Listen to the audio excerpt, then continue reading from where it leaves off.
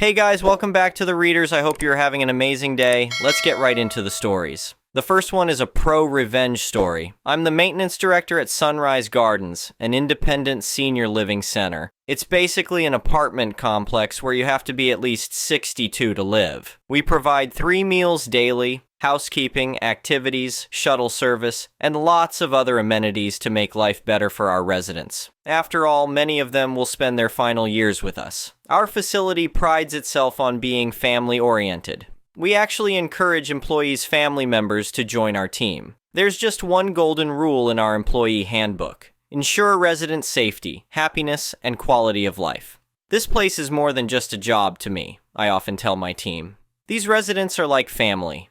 During the day, our residents keep themselves busy. Some listen to radio shows, others tackle crossword puzzles, but most of them love watching their favorite TV shows. We don't provide TV service ourselves. Residents have to arrange that on their own if they want it. Starting in early 2023, we noticed a troubling pattern. TVs started acting up in countless units, leaving our residents frustrated and upset. "Mr. James?" Mrs. Anderson would call out, her voice shaking. "My shows are gone again. I'm missing my afternoon programs." Whenever I get a TV-related work order, I investigate thoroughly. Usually, if the cable isn't damaged, everything's properly connected, and there's clear satellite reception, it's typically a software problem. As a temporary fix, I install an indoor antenna until their regular service is restored. "Don't worry, Mrs. Anderson," I'd say, setting up the antenna. "This will at least get you your local channels until we can get the satellite folks out here." I call the company. A technician comes out, fixes it, and like clockwork, within hours it stops working again. This became an endless cycle of disappointment for our residents. Throughout 2023, I reached out to multiple supervisors trying to arrange a property-wide assessment. "Listen," I told one supervisor, "we need someone to check every unit systematically. This isn't working." Their response? "Each resident needs to call us individually with their account information and security questions." "Do you understand that many of our residents are hard of hearing?" I explained. "They can't handle complex phone conversations or remember 4-digit codes and security questions." One resident, Mrs. Thompson, went without service for over 2 months. When I demanded compensation, they offered her a measly $21 credit, not even half of one monthly payment. "This is unacceptable," I told the representative. "Either make this right or I'm removing every single satellite dish from this property." But that wasn't even the worst part. These companies had turned our property into a maze of cables. They ran coax through gutters, over downspouts, and across walkways, creating tripping hazards for our elderly residents. They planted dishes wherever they pleased, in courtyards, gardens, anywhere convenient for them. Cables stretched across our lawn for hundreds of feet, completely unburied. By January 2024, I'd had enough. During a meeting with our owner, Mr. Carter, I laid out all the issues. "Do whatever needs to be done," he said. "Just fix this mess." After exploring our options, I found a solution: switching to a cable company that didn't require satellite dishes.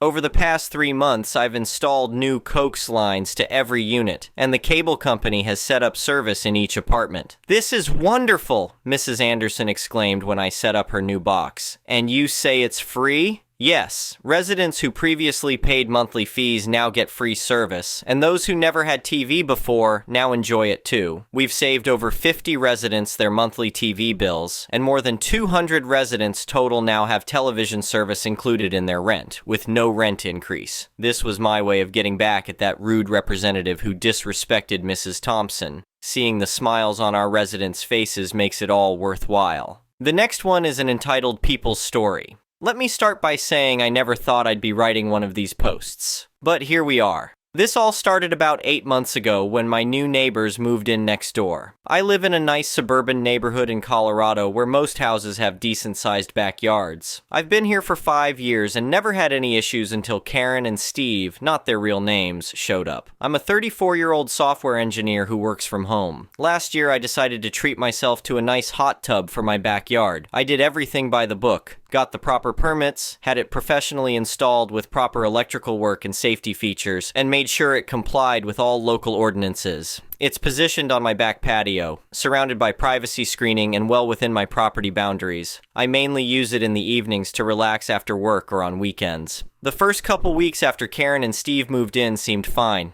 We exchanged polite waves, but they kept to themselves. Then one day, I noticed something odd while I was working in my home office, which has a window facing their house. Karen was standing on a chair next to their fence, clearly trying to peer into my backyard. I thought it was strange, but tried to give her the benefit of the doubt. A few days later, I was in my hot tub around 8 p.m. when I heard voices near my gate. I got out to check and caught Karen and Steve's teenage son trying to look through the slats in my privacy fence. When they saw me, they quickly walked away without saying anything. That's when the real problem started. The next morning, I got a knock on my door. It was Karen, and she did not look happy. "We need to talk about that thing in your backyard," she said, arms crossed. "You mean my hot tub?" I asked. "Yes, it's completely inappropriate to have something like that in a family neighborhood. What if children see you using it?" I was dumbfounded. "It's in my private fenced backyard, and I always wear appropriate swimwear."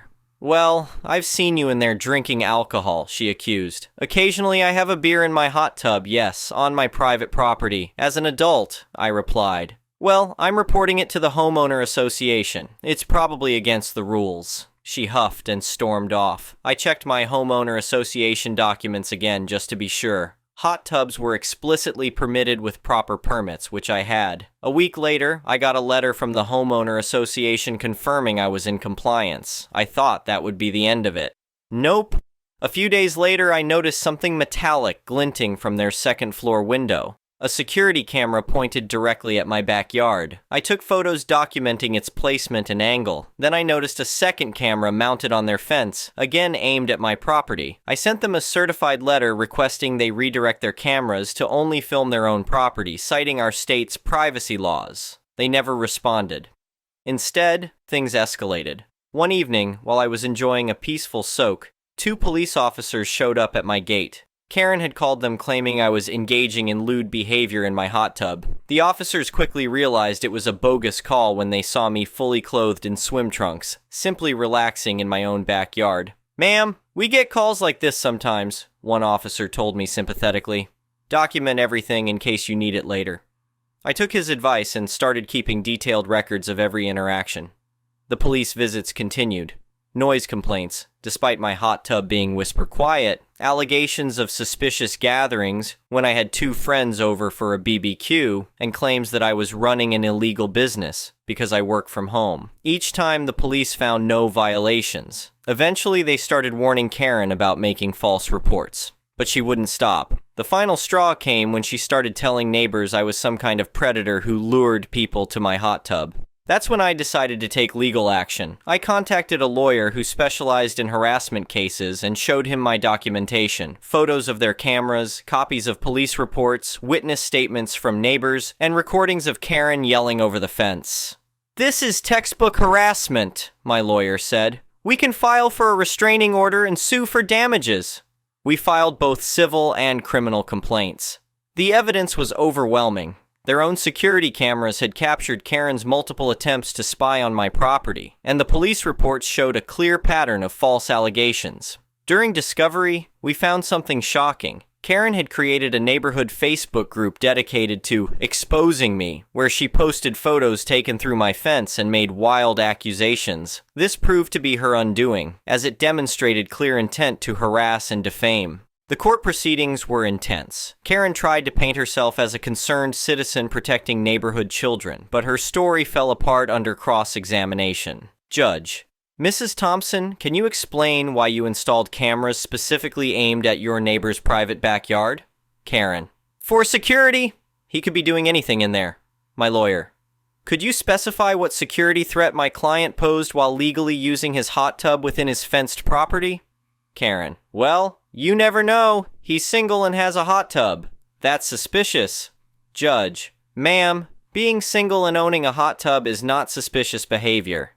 The evidence of harassment was so clear that the judge granted a temporary restraining order before the main case even concluded. Karen and Steve were ordered to remove their cameras and cease all contact with me. As the case proceeded, more neighbors came forward with their own stories. Apparently, Karen had a history of harassing previous neighbors at their old residence, something that came out during the discovery process. Their former neighbors provided sworn statements about similar patterns of surveillance and false complaints. The civil case went to trial after Karen refused multiple settlement offers. During the 3-day hearing, my lawyer methodically presented our evidence: 14 false police reports, over 30 documented instances of trespassing to peer over my fence, 47 defamatory posts in her Facebook group security camera footage showing her attempting to tamper with my gate lock, testimonies from 5 neighbors about her spreading false rumors, evidence of her contacting my employer trying to get me fired, records of multiple frivolous homeowner association complaints. The judge was particularly concerned about the surveillance cameras. In our state, it's illegal to deliberately position security cameras to record private areas of neighboring properties. Karen's attempts to justify this backfired spectacularly. "Your Honor, he could have been naked in there," she exclaimed during testimony. "Mrs. Thompson," the judge replied sternly, "your concern about potential nudity in a private backyard led you to set up cameras specifically to try to capture such footage. Do you understand how that makes your position worse, not better?" Her face went red and she had no response. The verdict came down hard in my favor. The judge granted a permanent restraining order requiring them to remove all cameras facing my property, stay at least 50 feet from my property line, cease all direct and indirect contact, remove all social media posts about me, pay my legal fees. Additionally, I was awarded $47,000 in damages for harassment, defamation, and emotional distress. Karen burst into tears when the judgment was read, while Steve just looked defeated. But the story doesn't end there. Remember how I mentioned Karen had contacted my employer? Well, she had sent them emails claiming I was running an illegal business from my hot tub, whatever that means, and demanding I be fired. My company's legal team got involved and sent her a cease and desist letter. When she continued, they filed their own lawsuit for tortious interference. Rather than face a second lawsuit, Karen and Steve put their house up for sale. They moved out 3 weeks ago, and I heard through the neighborhood grapevine that they're relocating to another state. The new neighbors who bought their house are a lovely retired couple who actually came over to introduce themselves properly. When I nervously mentioned my hot tub, they laughed and said they had one at their old house too. The $47,000 judgment is being paid through wage garnishment since Karen and Steve claimed they couldn't pay it as a lump sum. My lawyer says it could take a few years to collect the full amount, but I'm okay with that. The peace and quiet are worth more than money. I've since added some beautiful tall plants around my hot tub area for extra privacy, though I didn't really need to. The cameras are gone, the false police reports have stopped, and I can finally enjoy my backyard in peace again. The whole experience taught me valuable lessons about documenting everything and standing up for myself legally. Some neighbors suggested I should have tried harder to keep the peace or be the bigger person, but I'm glad I took action. Nobody should have to put up with harassment in their own home. As for the hot tub, I still use it several times a week, and it's even more relaxing now without the feeling of being watched. I've hosted a few small gatherings with friends, and we often joke about the hot tub saga. One neighbor even decided to install their own hot tub after seeing how much I enjoy mine. The police officers who repeatedly responded to Karen's false calls stopped by last week just to check how things were going. They seemed genuinely happy to hear the situation was resolved, and one of them mentioned they'd used my case as an example in a training session about handling neighbor disputes. Sometimes I think about how much stress and money could have been saved if Karen had simply minded her own business. All of this because she couldn't handle the idea of someone enjoying their own backyard in peace. To anyone dealing with similar situations, document everything, know your rights, and don't be afraid to take legal action when necessary. Your home is your sanctuary, and you have the right to enjoy it without harassment. Oh, and if you're wondering, yes, I'm soaking in my hot tub as I write this post on my phone. The water's perfect, the privacy plants are thriving, and there's not a camera in sight. Update, 3 months later. The garnishment payments have been coming in regularly, and I've been putting them aside for home improvements. I used some of the money to install an even better privacy fence and a state-of-the-art security system of my own, ironically. I recently learned that Karen and Steve's marriage didn't survive the move. According to mutual acquaintances, The stress of the lawsuit and financial judgment led to their separation. While I don't celebrate their marital problems, it's a reminder that actions have consequences. The Facebook group she created was finally taken down after multiple reports, and several neighbors who had initially believed her accusations have since apologized to me. The whole incident actually brought our neighborhood closer together. We now have regular community gatherings, yes, sometimes involving my hot tub, and people are more mindful about respecting each other's privacy. The retired couple next door has become good friends. They recently installed their own hot tub, and we joke about forming a Hot Tub Owners Association, a much friendlier alternative to Karen's surveillance campaign. Life is peaceful now, just as it should have been from the start. And yes, I still have every security camera screenshot, police report, and legal document safely stored away, just in case history tries to repeat itself with future neighbors. The next one is a malicious compliances story. I work at a niche retail store located in the heart of town. Our customers are dedicated and often travel from afar just to visit us, so having a clear and accessible parking lot is crucial for our business. Unfortunately, our next-door neighbors, a family-run landscaping and garden supply store, have been a thorn in our side for years when it comes to parking. The tension between my boss and the landscaping store owner goes back over a decade before I joined, all over something trivial. I know the landscaper once complained about a tree on our side of the lot, which was unsightly for their customers. It was the pettiest neighbor drama you could imagine, but it festered for years. The final straw came after the Rona, when the physical business in town started picking back up and our parking lot started overflowing with cars again, many belonging to the landscaping store's customers. See, our two parking lots are connected. Ours is about twice the size of his, but the landscaper had decided to reserve almost all his spots for his landscaping vans. Ironically, those vans are rarely even there during business hours. As a result, his customers just parked in our lot, leaving us with few spaces for our own customers. My boss, trying to be reasonable, approached the landscaper with a suggestion. Maybe they could adjust their parking setup to free up a few more spaces for customers, and that their vans were welcome to park in our lot, if their lot was ever full. But the landscaper shot down the idea immediately, insisting that it was absolutely crucial to reserve all of those spaces for his vans, even though they were rarely there during the day. The conversation turned heated, ending with my boss threatening to put up a fence to separate the lots and enforce parking.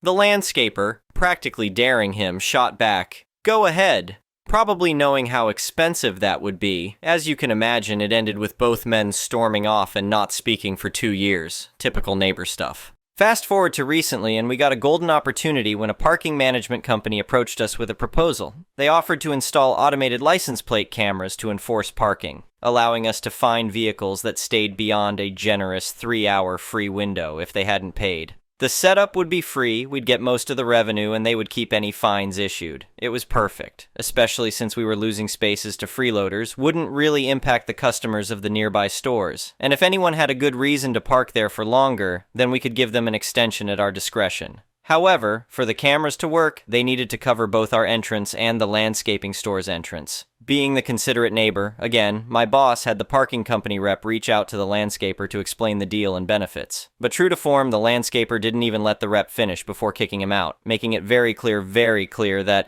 under no circumstances would his lot become a paid parking zone. Instead of going through the hassle of putting up the necessary expensive fence, my boss had a better idea. Big rocks. One of his construction buddies had a stash of leftover rocks from a recent project and offered to place them for a great price. The parking company even agreed to front the cost, to be repaid through future parking revenue. On Monday morning, before opening hours, one of the buddy's employees, a big burly guy with arms like tree trunks, arrived with a truck and crane to place the rocks. The rocks were neatly spaced to allow pedestrians to pass with carts, but completely blocked vehicle access. The landscaper stormed out, yelling and trying to intimidate the worker into stopping. But the worker, unfazed, calmly told him to step back for his own safety, which made the much smaller landscaper back down and retreat in frustration. The rocks weren't just a physical barrier. They quickly became a mental obstacle for the landscaper's employees. Their muscle memory kept bringing them into our lot, only for them to realize too late that they couldn't drive through anymore. We watched from our newly installed surveillance cameras, just in case the neighbor tried anything, trying not to burst out laughing as their vans ended up awkwardly stuck. They'd have to reverse out and go all the way around to their own entrance, only to perform a series of painful maneuvers to squeeze into their now much smaller parking area. At one point, we even caught one of their rushing vans clipping a rock while trying to maneuver. A little bonus for our viewing pleasure. The next day, the parking company arrived to install the license plate cameras and set up the signage, which took a few hours. Throughout the installation, the landscaper's family members were prowling around our lot, snapping photos and videos as if they were on a mission to find a violation. But the parking company was very professional and had done everything by the book, so there was nothing for them to report. In the meantime, my boss was positively glowing with satisfaction as he helped direct the installation. Here's the best part. We noticed that the neighbor's family had started parking their personal vehicles in our lot, likely out of spite to mess with us. One day, my coworker saw one of the family members dash out of their store and sprint to their car. We thought it was odd at the time, but didn't think much of it until the following week, when the landscaper's son came into our store looking a bit embarrassed. Apparently, he had accidentally overstayed the 3-hour limit and received a $150 fine. The son practically begged us to waive it, insisting it was just a simple mistake. My boss politely responded, "Oh, I'd really love to help, but it's out of our control now. The parking company handles all the fines." The look on his face was priceless. He left, shoulders slumped, retreating back to their store.